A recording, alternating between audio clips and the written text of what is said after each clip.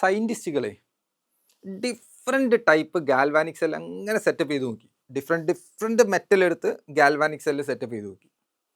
അപ്പോൾ അവിടെ ഓക്സിഡേഷനിൽ പാർട്ടിസിപ്പേറ്റ് ചെയ്ത മെറ്റൽ ആനോഡായിട്ടും റിഡക്ഷനിൽ പാർട്ടിസിപ്പേറ്റ് ചെയ്ത മെറ്റൽ കാഥോഡായിട്ടും അല്ലേ ആക്ട് ചെയ്യുന്നത്. അതിനകത്ത് നിന്ന് അവർ മറ്റൊരു കൺസെപ്റ്റ് രൂപപ്പെടുത്തിയെടുത്തു. എന്താണെന്ന് വെച്ചാൽ ഓക്സിഡേഷനിൽ പാർട്ടിസിപ്പേറ്റ് ചെയ്ത ആനോഡ് എല്ലായ്പ്പോഴും മോർ റിയാക്റ്റീവ് ആയിരിക്കും ആരെക്കാളും, കാഥോഡിനേക്കാളും. അങ്ങനെ ഏറ്റവും ഡിഫറെൻറ്റ് മെറ്റലുകൾ ഇങ്ങനെ കണക്ട് ചെയ്ത് ഡിഫറെൻറ്റ് ഗാൽവാനിക് സെല്ല് പ്രൊഡ്യൂസ് ചെയ്യുന്നതോടൊപ്പം തന്നെ അവർക്ക് മറ്റൊരു കാര്യം കൂടി മനസ്സിലായി. അതാണിതാ, അങ്ങനെയാണെന്നുണ്ടെങ്കിൽ നമുക്ക് പൊട്ടാസ്യവും സിങ്കും കണക്ട് ചെയ്തിട്ട് അവർ ഗാൽവാനിക് സെല്ല് ഉണ്ടാക്കുമ്പോൾ പൊട്ടാസ്യത്തിന് ഓക്സിഡേഷൻ സംഭവിക്കും, സിങ്കിന് എന്ത് സംഭവിക്കും? റിഡക്ഷൻ സംഭവിക്കും. അപ്പോൾ അതിന് ഒരു കാര്യം മനസ്സിലായി, പൊട്ടാസ്യം മോർ റിയാക്റ്റീവ് ആണ് ആരേക്കാളും, സിങ്കിനേക്കാളും. അങ്ങനെ അവർ മെറ്റലുകളെ ലിസ്റ്റ് ചെയ്തു. അവർ റിയാക്ടിവിറ്റിയുടെ ഡിക്രീസിങ് ഓർഡറിൽ എഴുതി. ആ ഡിക്രീസിങ് ഓർഡറിൽ റിയാക്ടിവിറ്റിയുടെ ഡിക്രീസിങ് ഓർഡറിൽ അവർ മെറ്റലിനെ അറേഞ്ച് ചെയ്തു. ആ സീരീസിനെയാണ് നമ്മൾ റിയാക്ടിവിറ്റി സീരീസ് എന്ന് വിളിക്കുന്നത്. It is the arrangement of various metals in the decreasing order of the റിയാക്ടിവിറ്റിയുടെ ഡിക്രീസിങ് ഓർഡറിൽ അറേഞ്ച് ചെയ്തിട്ടുള്ള വേരിയസ് മെറ്റലുകൾ. ഇതിനെയാണ് നമ്മൾ റിയാക്ടിവിറ്റി സീരീസ് എന്ന് വിളിക്കുന്നത്. ക്ലിയർ? ഈ റിയാക്ടിവിറ്റി സീരീസിന് ഡിഫറെൻറ്റ് ടൈപ്പ് ആപ്ലിക്കേഷൻ ഉണ്ട്. അതിൽ ഏറ്റവും പ്രധാനപ്പെട്ട ആപ്ലിക്കേഷൻ എന്ന് പറഞ്ഞു കഴിഞ്ഞാൽ വിച്ച് മെറ്റൽ ബീങ് ഡിസ്പ്ലേസ്ഡ്. ഇപ്പോൾ നമ്മൾ ഒരു എക്സാമ്പിൾ പറയുകയാണെങ്കിൽ, ഇപ്പോൾ ഞാൻ ഒരു സോൾട്ട് സൊല്യൂഷൻ എടുത്തു, അതിലേക്ക് മറ്റൊരു മെറ്റൽ എടുത്തു. അങ്ങനെയാണെങ്കിൽ ഏത് മെറ്റൽ അങ്ങോട്ടും ഇങ്ങോട്ടും ഡിസ്പ്ലേസ് ചെയ്യും? ഇത് മനസ്സിലാക്കാൻ വേണ്ടിയിട്ട് ഈ റിയാക്ടിവിറ്റി സീരീസ് വെച്ച് നോക്കാൻ പറ്റും. നമുക്ക് അതിൻ്റെ അപ്ലിക്കേഷൻ നോക്കാം. രണ്ടാമത്തത് identify oxidising and reducing agent. Oxidising agent ഏതാണ്, റെഡ്യൂസിങ് ഏജൻറ്റ് ഏതാണ് ഐഡൻറ്റിഫൈ ചെയ്യാൻ പറ്റും. മൂന്നാമത്തത് to identify displacement of hydrogen from acid. ആസിഡിലേക്ക് ഒരു മെറ്റൽ വെച്ച് കഴിഞ്ഞാൽ ഹൈഡ്രജൻ അവിടുന്ന് റിലീസ് ചെയ്യുമെന്ന് ചെക്ക് ഇറ്റ് ഔട്ട് ചെയ്യാൻ പറ്റും. ഇതിൽ ഒന്നാമത്തെ അപ്ലിക്കേഷൻ ആയിട്ടുള്ള which metal is being displaced എന്നുള്ളതാണ് നമ്മൾ നോക്കുന്നത്. നോക്കാം. അപ്പോൾ നോക്കി, ഞാൻ കോപ്പർ സൾഫേറ്റ് സൊല്യൂഷൻ എടുത്തു. ആ കോപ്പർ സൾഫേറ്റ് സൊല്യൂഷനിലേക്ക് സിങ്ക് റോഡ് മുക്കി വെച്ചു. കോപ്പർ സൾഫേറ്റ് സൊല്യൂഷൻ എടുത്തിട്ടേ അതിലേക്ക് സിങ്ക് റോഡ് ഇമ്മേഴ്സ് ചെയ്ത് വെച്ചു.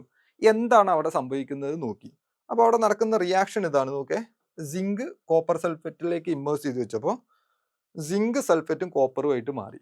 ദാറ്റ് മീൻസ് ഈ കോപ്പർ സൾഫേറ്റിന്റെ കളറ് ബ്ലൂ ആയിരുന്നു, ബ്ലൂ കളറായിരുന്നു. അത് ഗ്രാജ്വലി സിങ്ക് ഇമ്മേഴ്സ് ചെയ്ത് വെച്ചപ്പോൾ ഗ്രാജ്വലി ഇത് കളർലെസ് ആയിട്ട് മാറുന്നതായിട്ട് കണ്ടു.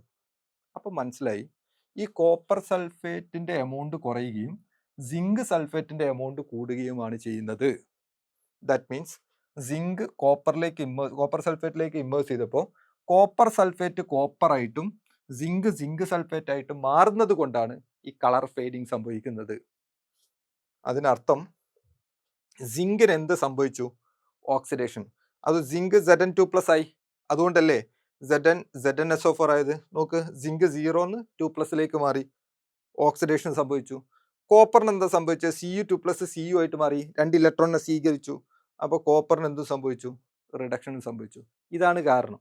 എന്നുവെച്ചാൽ ആരെ റീപ്ലേസ് ചെയ്യും എന്നുള്ളത് നമുക്ക് ചെക്ക് ഇറ്റ് ഔട്ട് ചെയ്യാൻ റിയാക്ടിവിറ്റി സീരീസ് വെച്ചിട്ട് നമുക്ക് മനസ്സിലാക്കാൻ പറ്റും. അതേപോലെ തന്നെ നോക്കേ, സിങ്ക് മോർ റിയാക്റ്റീവ് ആണ്. അതുകൊണ്ട് സിങ്ക് കോപ്പർ സൾഫേറ്റിലെ കോപ്പറിന് എന്ത് ചെയ്തു? ഡിസ്പ്ലേസ് ചെയ്തു, അല്ലെങ്കിൽ റീപ്ലേസ് ചെയ്തു. Highly reactive species have the ability to displace less reactive one from its salt solution. ഈ സോൾട്ട് സൊല്യൂഷന് ഹൈലി റിയാക്റ്റീവ് ആയിട്ടുള്ള സിങ്ക് മെറ്റൽ ലെസ് റിയാക്റ്റീവ് ആയിട്ടുള്ള കോപ്പർ മെറ്റലിനെ ഡിസ്പ്ലേസ് ചെയ്യും. ഇവിടെ കോപ്പർ ലെസ് റിയാക്റ്റീവ് ആണ്. ക്ലിയർ അല്ലേ? അപ്പോൾ ആരെ ഡിസ്പ്ലേസ് ചെയ്യും എന്ന് ചെക്ക് ഇറ്റ് ഔട്ട് ചെയ്യാൻ നമുക്ക് ഏത് യൂസ് ചെയ്യാൻ പറ്റും? റിയാക്ടിവിറ്റി സീരീസ് യൂസ് ചെയ്യാൻ പറ്റും. ഇനി അടുത്തൊരു എക്സാമ്പിൾ നോക്കേ. സിൽവർ നൈട്രേറ്റ് എടുത്തു. ആ സിൽവർ നൈട്രേറ്റിലേക്ക് കോപ്പർ മെറ്റൽ റോഡ് ഇമ്മേഴ്സ് ചെയ്ത് വെച്ചു. അപ്പം എന്താണ് സംഭവിക്കുന്നത് നോക്കേ. കോപ്പർ സിൽവർ നൈട്രേറ്റ് സൊല്യൂഷനിലേക്ക് ഇമ്മേഴ്സ് ചെയ്തപ്പോൾ കോപ്പർ നൈട്രേറ്റും സിൽവറുമായിട്ട് മാറി. ദാറ്റ് മീൻസ് കോപ്പർ ഇവിടെ ഓക്സിഡേഷനിൽ പാർട്ടിസിപ്പേറ്റ് ചെയ്തു, സിൽവർ ഇവിടെ റിഡക്ഷനിൽ പാർട്ടിസിപ്പേറ്റ് ചെയ്തു. അപ്പോൾ നോക്ക്, ഇതെന്താ സംഭവിച്ചെന്ന് അറിയോ? AgNO3 solution does not store in a copper vessel. That means നമ്മളിപ്പോൾ ഈ വെസൽ കോപ്പറാണ് എടുത്തത് എന്ന് വിചാരിക്കട്ടോ. വെസൽ കോപ്പറാണ് എടുത്തതെന്ന് വിചാരിക്കുക. എന്നിട്ട് അതിലേക്ക് AgNO3 സൊല്യൂഷൻ ഒഴിച്ചു വെച്ചിട്ടുണ്ടെങ്കിൽ ആ വെസൽ എന്തായിരുന്നു? കോപ്പർ അല്ലേ?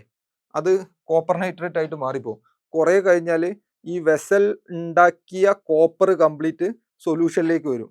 അപ്പം ഉണ്ടായ സൊല്യൂഷൻ കംപ്ലീറ്റ് ഒലിച്ചു പോകും. ദാറ്റ് മീൻസ് നശിച്ചു പോകും. Is clear? ഇതൊക്കെ ചെക്ക് ഇറ്റ് ഔട്ട് ചെയ്യാൻ ഏത് യൂസ് ചെയ്യാൻ പറ്റും? റിയാക്ടിവിറ്റി സീരീസ് ചെക്ക് ചെയ്യാൻ പറ്റും. നോക്കണേ. ഫോർ എക്സാമ്പിൾ ഞാൻ പറഞ്ഞതാ സിങ്ക് മെറ്റൽ റോഡ് കോപ്പർ സൾഫേറ്റിൽ ഇമ്മേഴ്സ് ചെയ്ത് വെച്ചാൽ ഈ സിങ്ക് നശിച്ചു പോകുന്നുണ്ട്. അതെന്തുകൊണ്ടായിരിക്കും? സിങ്ക് മോർ റിയാക്റ്റീവ് അല്ലേ? അപ്പോൾ മുകളിൽ ആര് വരണം? സിങ്ക് വരണം. താഴെ ആരുണ്ടാവാൻ പാടുള്ളൂ? കോപ്പർ. അങ്ങനെ തന്നെയാണോ നോക്ക്. സിങ്ക് മുകളിലാണ്, കോപ്പർ താഴെയാണ്. അപ്പോൾ മുകളിലുള്ളത് താഴെയുള്ളതിനെ ഡിസ്പ്ലേസ് ചെയ്യും. എന്താ കാരണം? മുകളിലുള്ളത് മോർ റിയാക്റ്റീവ് ആണ്. മോർ റിയാക്റ്റീവ് ആയ സാധനം താഴെയുള്ളതിന് എന്ത് ചെയ്യുന്നുണ്ട്? ഡിസ്പ്ലേസ് ചെയ്യുന്നുണ്ട്. ക്ലിയർ അല്ലേ? ഇനി അടുത്ത കേസ് നോക്ക്. നമ്മളിവിടെ സംസാരിച്ചിട്ടുണ്ടായിരുന്നു കോപ്പർ സിൽവറിനെ ഡിസ്പ്ലേസ് ചെയ്യുക. നോക്കിയാൽ മതി. അപ്പോൾ ആര് മുകളിലായിരിക്കും? കോപ്പർ മുകളിലായിരിക്കും, സിൽവർ എവിടെയായിരിക്കും? താഴെയായിരിക്കും.